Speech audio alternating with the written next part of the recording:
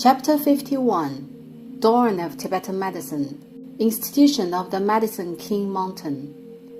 In previous chapter, it is said that the human body is divided into two parts by Tibetan medicine, which are function and substance. Function is cascaded into three principles: substance, 7 kinds. The first substance, also the most important, is called meticulous and fine diet. What is meticulous and fine diet? It is just the nutrients interpreted in modern terms. Badkan, the principle of human body, represents water and earth, and its function is to grind the food, extract the nutrients from the earth, and process the absorption. What is absorbed is the first substance of the 7, which is also the material source of the human body. Meticulous and fine diet refers exactly the nutrients.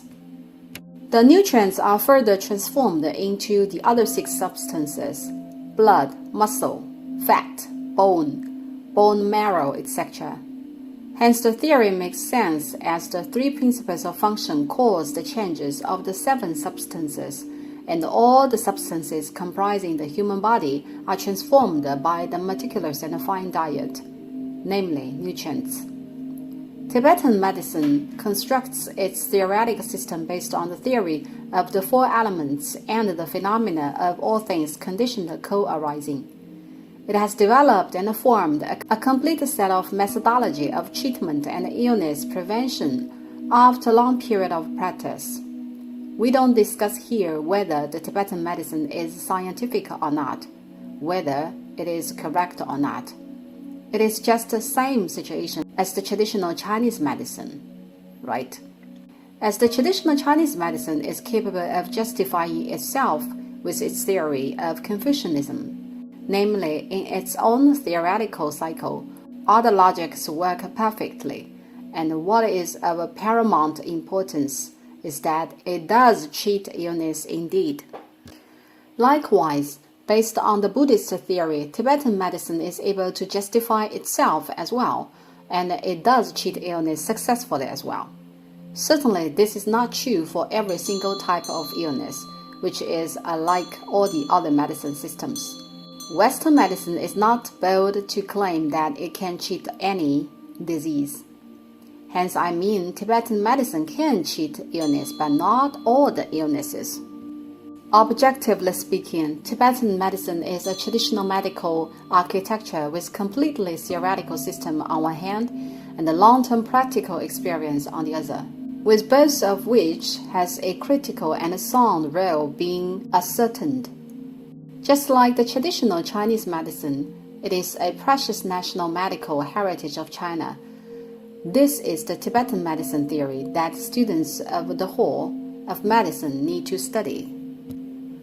After elaborating the theory of the first work, Sikitsa Tandra, we will walk through the second book of the advanced class, which is called Sumarata, On Medicine and Therapy by Moondeva, as the full name. This book was not originated from the Tibetan medicine, but brought to Tibet by a monk of Han areas. In other words, this very book needs to be studied in the medicine hall. Is a book of traditional Chinese medicine, which was later translated into Tibetan. It thenceforth became a classical and a renowned piece of work of the Tibetan medicine. As mentioned previously, Tibetan medicine itself is of a system established based on Indian medicine and associated with traditional Chinese and local medicine.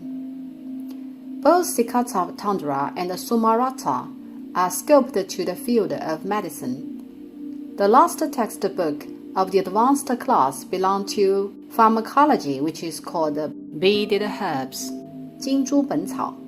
Its role is equivalent to Compendium of Materia Medica, 本草纲目 of Han Chinese medicine. It was not required to be studied in the medicine hall at the very beginning, as it was formed as late as the 20th year of the Daoguang Emperor, 1840 CE. The earliest textbook of the medicine hall is Sikatsa Tandra, as it is a magnificent work which includes not only theory, anatomy, etiology, diagnosis, medical branch, but also pharmacy, medical equipment. There is a book specializing in pharmacy in Sikhism Tantra. Hence, the earliest learning on pharmacy is to learn Sikhism Tantra. But ever since the time of the Daoguang Emperor of the Qing dynasty, beaded herbs has been studied as well. Beaded herbs is written by the great pharmacist Tema Denzin Pantok, who is considered the Li Shizhen of Tibet, and said, Yathog Yangten combo is Huatu of Tibet, while Tema Denzin Pantok is Li Shizhen of Tibet. Tema Tenzin Pantok associated with folk remedies based on the pharmacy of Sikhism Tantra, and upon practical research, he did a supplement and enlarged it, with which an independent book specializing in pharmacy was formed. Beaded herbs. In this book, about 2,500 kinds of herbs are recorded. Excluding the processed herbs, there are about 1,500 kinds which are the raw herbs. What are raw herbs? Take an example to explain. Hawthorn is the raw material in traditional Chinese medicine. Called medicinal herbs, it can be formed into types of different herbal medicine to treat different illnesses after different manufacturing processes. For instance, there are hawthorn burnt to caramel, fried hawthorn, and hawthorn charcoal, etc. These are defined as different herbal medicines due to their different functions, but under one same raw herb entry hawthorn.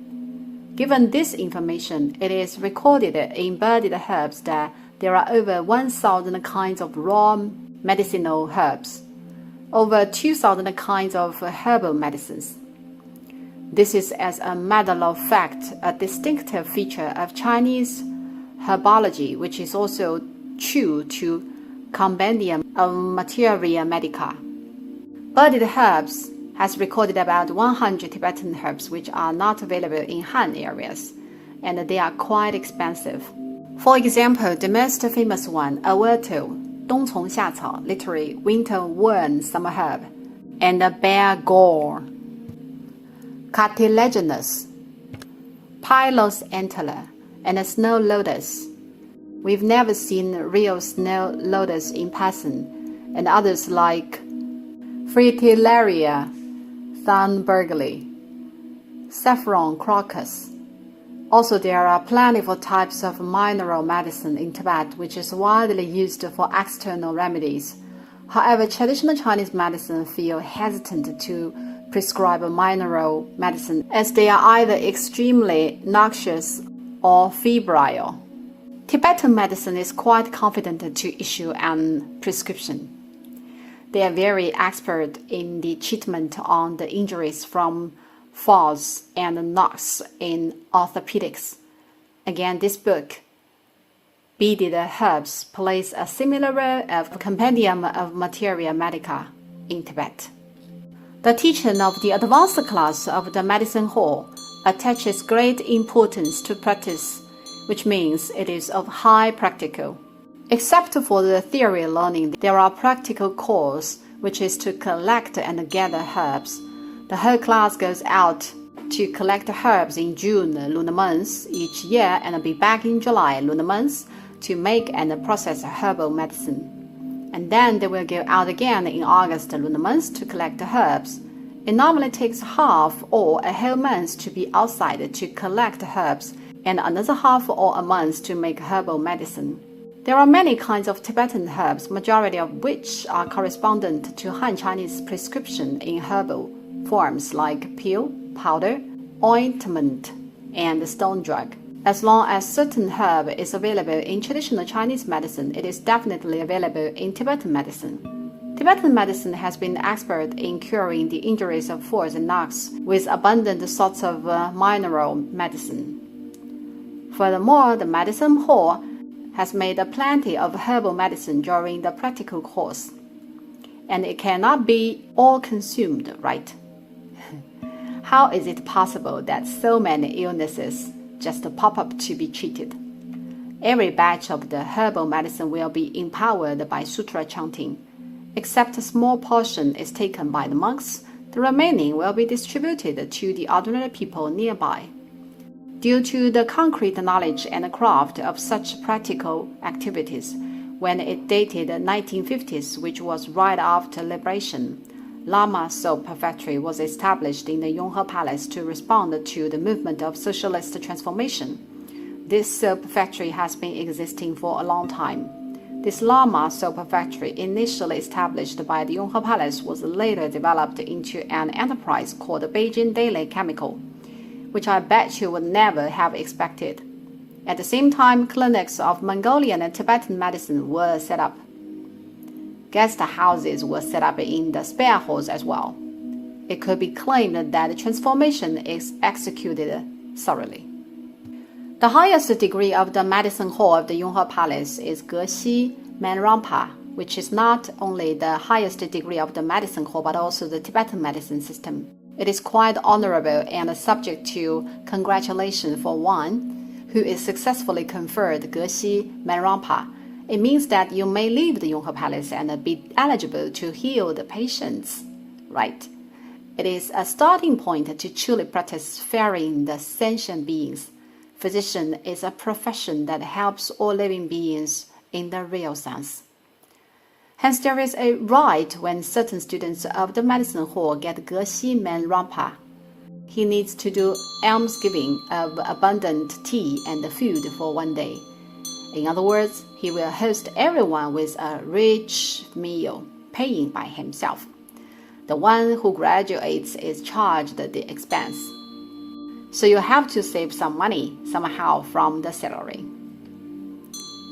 Tibetan Buddhists set up specialized education institution for medicine. It is a hall in the Yonghe Palace called the Hall of Medicine. However, Tibetan medicine has, as a matter of fact, its long-standing history. It set up its education institution quite early, which is the institution of the Medicine King Mountain in Lhasa. The institution of the Medicine King Mountain in Lhasa is the earliest official hospital of Tibetan medicine. It is mentioned when introducing the Shirun Hall that as a person of pragmatism, the fifth Dalai Lama values science greatly and thinks highly on the medical means of the salvation of all. The fifth Dalai Lama contributed his whole life advocating the development of Tibetan medicine. The first step was to set up the institution of the Medicine King Mountain to the east of Japong Monastery in Lhasa.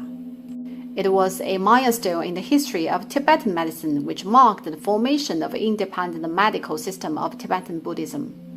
Since then, medical institutions like Zosrong, Xiaqing, Yujia, and Sangpu were set up successively by the fifth Dalai Lama.